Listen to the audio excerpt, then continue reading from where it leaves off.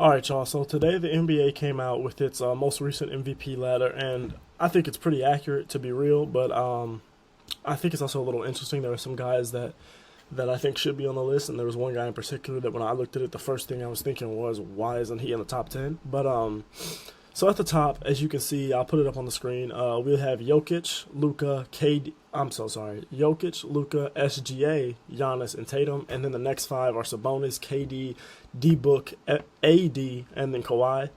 So let's just go ahead and start with the top five guys because I personally think that this is the most accurate part. I believe that this should be everyone's top five. Um, well, yeah, pretty much. I believe this should really be everyone's top five. Most of these guys have been solidified in the top five, or some of them like in the top two, top three for like the whole season. Like Jokic has been one of those guys that's been the top two, top three, top one MVP guy the whole season, even when Embiid was healthy and dominating. So that's their order. My order, I would currently have Jokic, Luka, Giannis, SGA, and then Tatum. But I'm not mad if you have SGA over Giannis. So for me, the first two, let's just start with the first two. They're the obvious ones, Luka and Jokic. And I believe those are the two that have the biggest real chance at this point of winning the MVP. If you asked me last week, I would have put Giannis in that conversation to have a real chance. Like, he was my favorite, but we'll talk about that in a minute. And Jokic is really everyone's front runner right now. They're the one seed right now, and you know what I'm saying? From what I've seen, if he wins this MVP, and if he wins a ring or makes a finals push, we're definitely going to have to start having some conversations like, oh, is Jokic in the top 10, 15 players of all time? And I think it'll be insane to leave him out if he gets this MVP and a ring. If he gets the MVP, it might be insane to leave him out of the top 15 off the top of my head. But a ring, most definitely, we would have to have those conversations like, is he a top 10, top 12, top 15 player?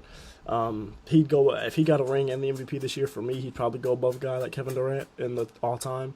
Or he'd be right there with, like, that conversation with, like, KD, Giannis, you know what I'm saying? Like, I think he's basically right there now. But anyway, I'm not going to spend too much time on Jokic. We know what the Nuggets are. They've been dominant at home. They were dominant at home last year. They have been the favorite out west for a majority of the season, even when they weren't the one seed. And for right now, they are the one seed. And the only time that there was ever really any questions about in the West of like, oh, who could beat them is like it's the Lakers, because you never know with LeBron and AD, like they're always a threat. And then it was that like month to like 5-6 week stretch where the Clippers were like, they started off 0-5 with James Harden, right? But then they adjusted, and I think they went to like 26-5 or something like that with James Harden. Like they went on a crazy streak for like a month or so, a little bit over a month. So there was a time there where it was like, oh, are the Clippers on that same level? And I thought they were, but recently it hasn't looked like it. And the Nuggets just lost at home to the Suns. I think it was Wednesday night, maybe Tuesday night, but I'm pretty sure it was Wednesday night. But it doesn't really matter. Like, it was at home. It was it was a game I expected them to win. They were heavy favorites, I believe.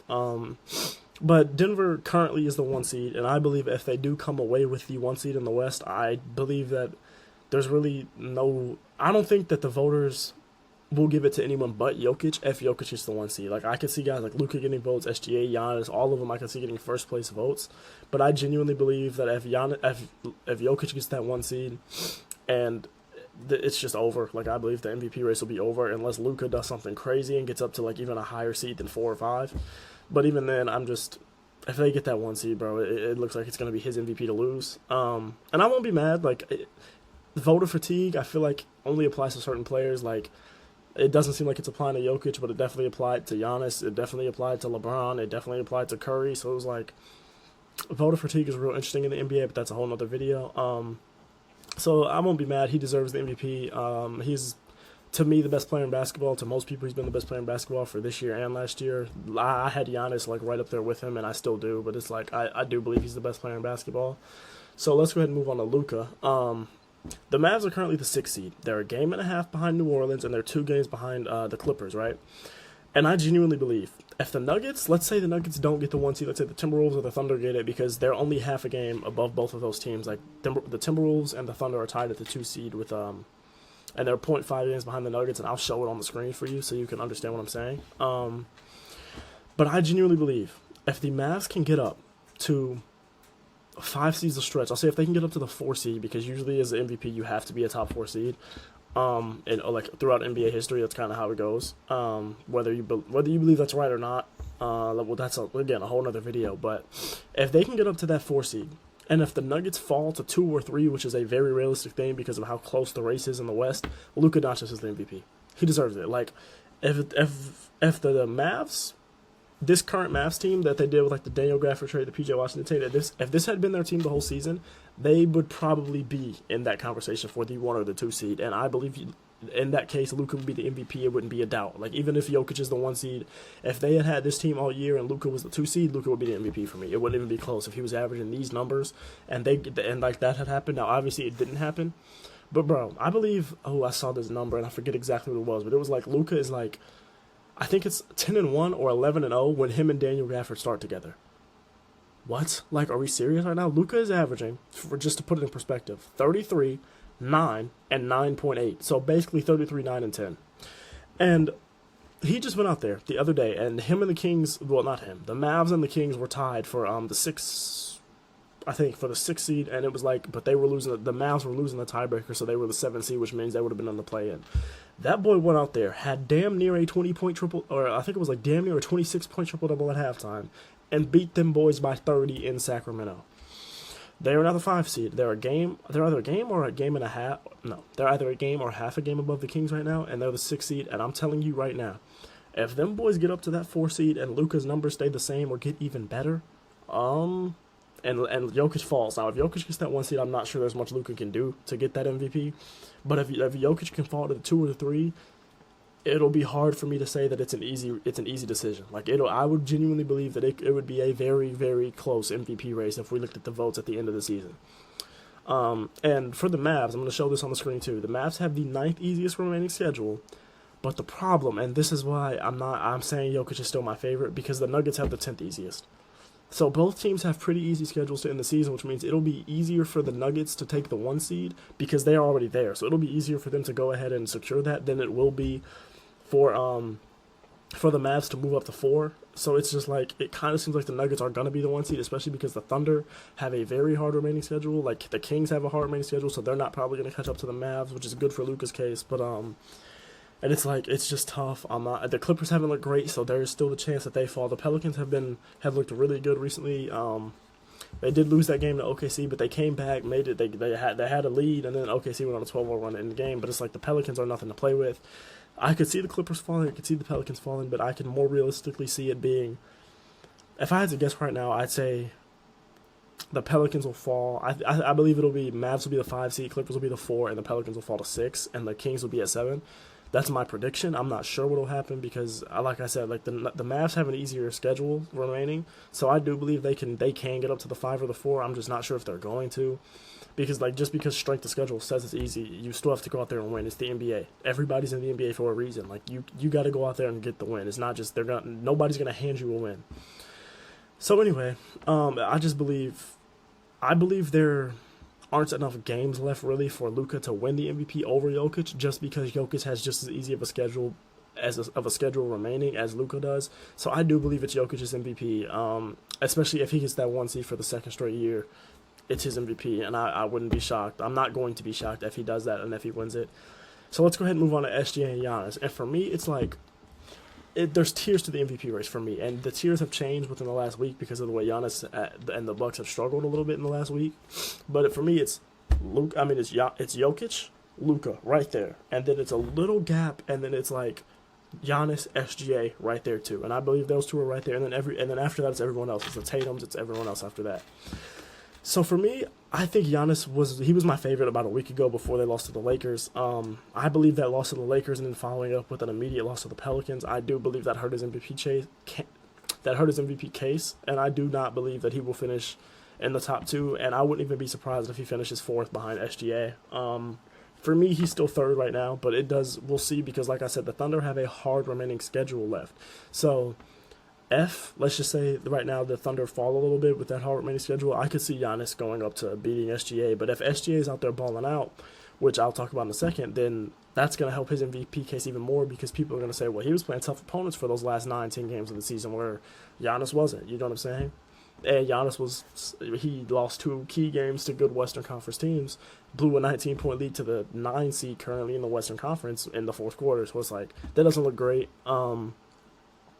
And I do believe that Giannis has a chance, but I think it's a really slim chance to even get into the top 2, not just win, to get into the top 2, because First of all, it's not like he's the 1 seed. Like, it's Jokic is the 1 seed right now, and Luka is in a conference that is much tougher, right? Like, overall, if you go down the standings, there is the Western race is a lot tighter than it is in the East. It's not even close. Like, the gap between the Celtics and the Bucks for 1 and 2 is like 11, 12, I think, games, something like that. I'll have to check, but I'm pretty sure it's something like that.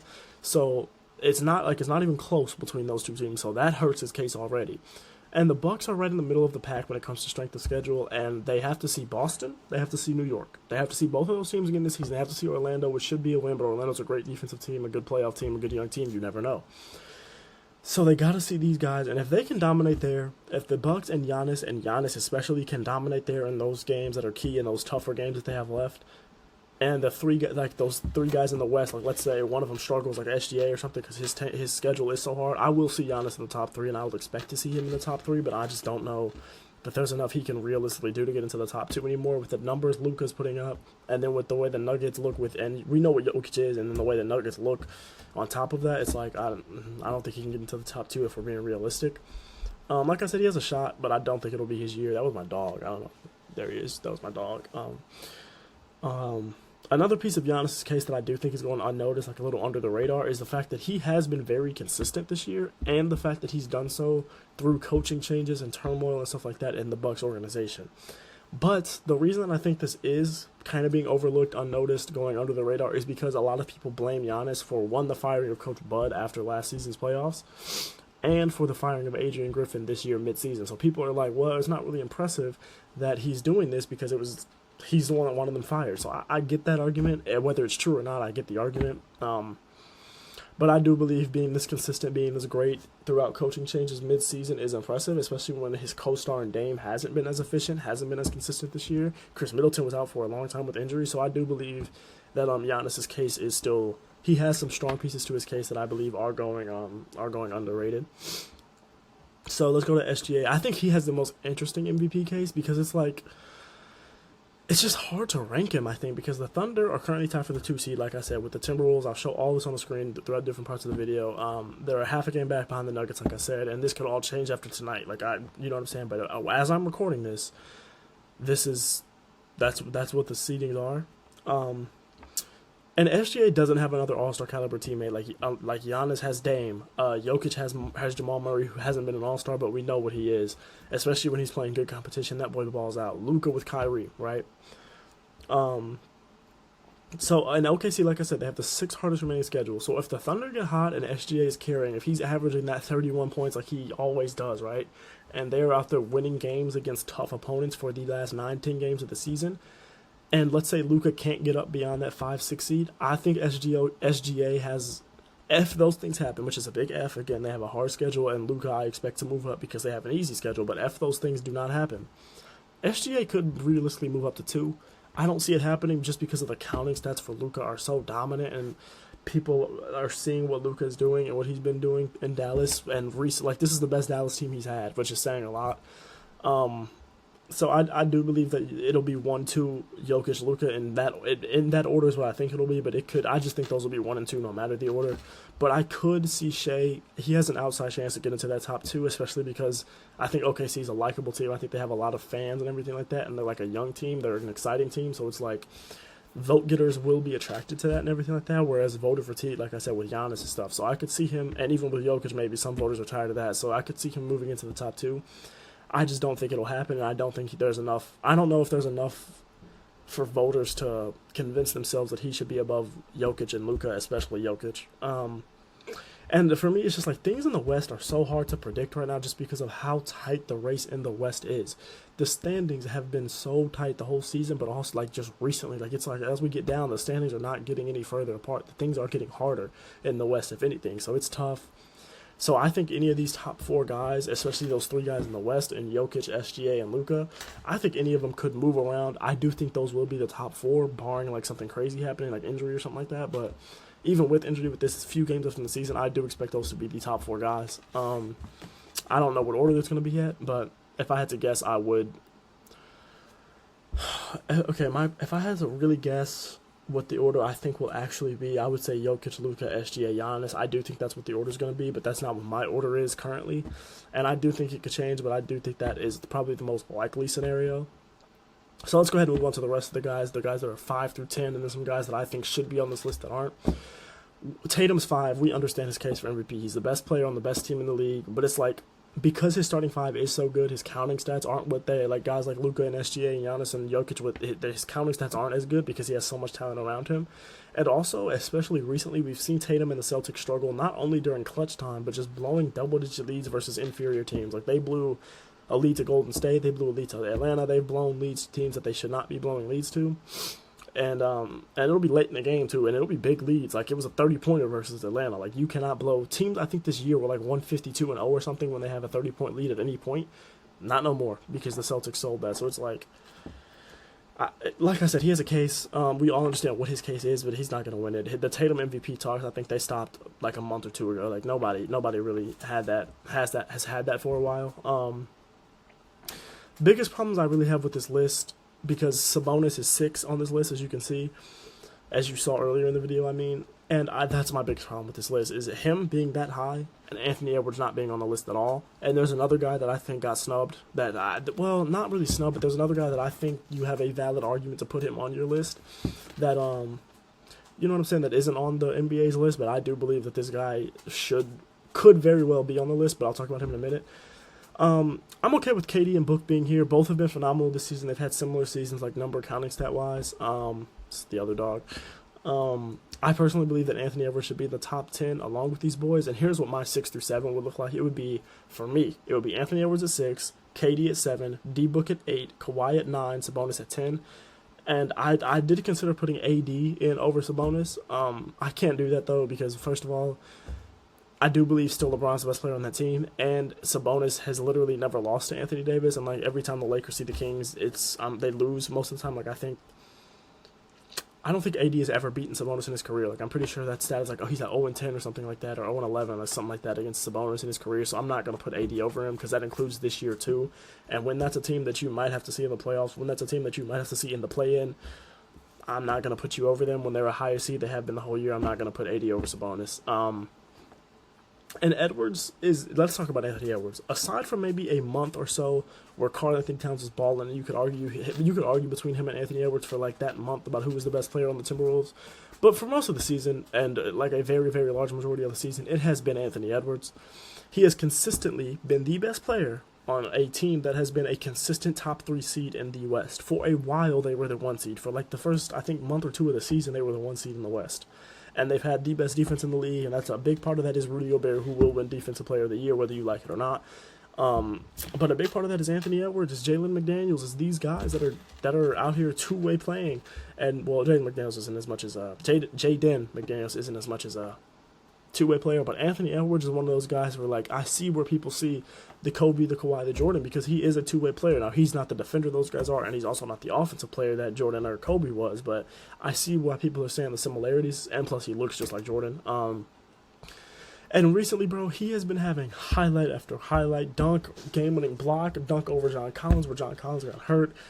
He's just been balling, and keep in mind, this man shined against the Nuggets, the best team in the West, without Cat, who is his second best player, and Rudy Gobert, who is not only his third best player, but also the Defensive Player of the Year. They lost by like 2 or 3. And I do believe that if he had hit that 3 and if they had won that game, I do believe that he would be higher. I do believe that he would have gotten more recognition for MVP talks, like maybe even above Tatum, arguably. For me, I don't know about for other voters, but for me. But he didn't, and but the fact that he even carried that game to be competitive, do you understand how impressive that is? They had at points Kyle Anderson guarding Jokic, Luka Garza was at points guarding Nikola Jokic, and they lost by 2 or 3 points without 2 of their best players.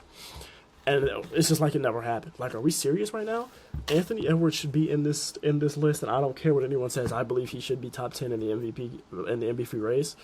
I'm scratching my nose, but I have allergies. It's fine. So yeah, I'm not picking my nose, but you cannot convince me that Sabonis should be higher than Ant, and you definitely can't convince me he should be 6. If you want to say if you wanted to say he was right there with Ant, right behind them, maybe right above him if they were close, okay, he's not 6. I'm sorry. You cannot put him at 6 when Anthony Edwards has been consistently the best player on a better team, on a higher-seeded team, and I get that the team is better, but, let's not act like the Kings are some bums. Keegan Murray's been hooping. Malik Monk might be 6th man of the year. I have to look at who the other guys are in the running, but for me, he's, off the top of my head, he's probably the 6th man of the year. De'Aaron Fox, to me, is a very underrated point guard, probably a top 5, top 6, top 7 point guard in the league. Mike Brown is one of the top coaches in the league, so let's not act like Sabonis has no help. And I get that his numbers have been great. The triple-double numbers, the double-double, like the amount of consecutive double-double numbers, it's all been great. It's been record-breaking. I feel you. And I do believe that that's why he's so high, is because voters look at the numbers and they look at oh, well, he's breaking records, blah, blah, blah. And they love that, and I get that. And I'm not mad at that. I'm not hating at it. I just don't believe that he's top 6. Top 10? But top 6? Because you got to think about it. This man was not an all-star, which I'm not saying he shouldn't have been. I believe personally he should have been an all-star. He was on my all-star ballot, but he wasn't. So you're telling me, keep in mind, his numbers have been pretty consistent. I haven't looked at the stats, but I guarantee you they are pretty close to the same from pre-all-star to post-all-star. And you're telling me that now he went from not even being an all-star to now being top 6 in MVP when averaging about the same numbers, and the Kings haven't shot up in the standings or anything. They've been around the same spot for the majority of the season. If anything, they dropped a little bit because now they're in the play-in race. Like, I'm not getting how they got him so high. And again, it's not even about him. It's just like I'm not understanding why the NBA is so inconsistent with these things. And that's one of those big problems I have with like the NBA and NFL, is that the lack of consistency. It's another video. Anyway, I like Kawhi being here. I believe his case is similar to Tatum's. He's the best player on a team that is stacked, but his counting stats aren't great. The Clippers have been struggling recently. I like him being on this list. I just don't believe he should be too high. And when the Clippers were out there balling, like rolling, he was like a top 5, top 7 guy in MVP, which I was a fan of because the Clippers were hooping and he was the best player on the team, playing consistently a good amount of games, not resting or any of that. So I feel that. And I agree with him being on the list, but the Clippers haven't looked good recently, like at all, including the defense. The defense has been terrible, like 28th in the league or something. Maybe it moved up a little bit since the last time I checked, but it was bottom 5 in the league last time I checked, bottom 3 in the leagues last time I checked. So I agree with him being on here, but I also agree with him being pretty low. There's this guy that I hate leaving off, and I'm not mad if you put him on there over somebody. You just have to convince me a little bit depending on who you put him over. But his name is Jalen Brunson. Now, the Knicks are a very serious contender in the East. To me, they are the 3rd best team in the East, and you could argue they're the 2nd best, that they're on that level with the Bucks. And I believe the two toughest matchups for the Celtics would be the Knicks, just because they have such a good defense, so many bodies, so much talent, and the Bucks just because that superstar talent is up there to match with the Celtics. The Knicks, bro, you got to keep in mind. Yes, a lot of the reason they're good is because of Tom Thibodeau, it's because of the defense, it's because of the trades they made, it's because of their depth. I get all of that, right? The front office and Tom Thibodeau have done a great job this season. Brunson's been the best player on that team all year consistently. And you got to keep in mind all the injuries they've had, and they are still out there battling for the 3 seed. Now, I get the East is easier than the West. Like I said, I understand that. In the West, with all those injuries, they would not be battling for the 3 seed, you could argue, right? And I'd probably agree with you, right? But it's not how life works. They are battling for the 3 seed right now with Cleveland. They've had Julius Randle out for a significant time. Mitchell Robinson just came back. OG Anunoby has missed time. And they've had multiple big trades that they've had to adjust to, and they've been consistently great the whole time, and Brunson has been consistently the best player the whole time. I personally believe he should be in the top 10 somewhere. I don't have him on my list right now, but if I really sat and thought about it, if I had the time and I sat and thought about this for like an hour and I really went and looked deep into the numbers and everything, he would probably be in my top 10, probably. And you could definitely convince me he's in your top 10. So those are the guys I wanted to talk about. Like I said, this is the NBA's last updated MVP ladder. This came out literally, I think, this morning or something like that, or maybe last night. It came out recently. So that's my thoughts. I'm going to have my Twitter in the description. I'm going to try to put that in there. This is the first time I've ever had it in there, and I'm going to try to put it in there so y'all can, if y'all don't want to comment and tell me how y'all feel, just DM me. Let me know if y'all agree with my list, if y'all disagree with my list, how y'all feel about my list. If there's things that you think I should have talked about, guys that you think I snubbed or that I didn't talk about enough, let me know how y'all feel. I'll have, like I said, I'll have my Twitter in the bio along with today's Bible verse. They'll both be in there in the not in the bio, in the description. My apologies. Let me know if y'all disagree, agree, what y'all feel, how y'all feeling about it. I love y'all. Thank y'all for watching. Stay blessed. Stay praying. Love y'all.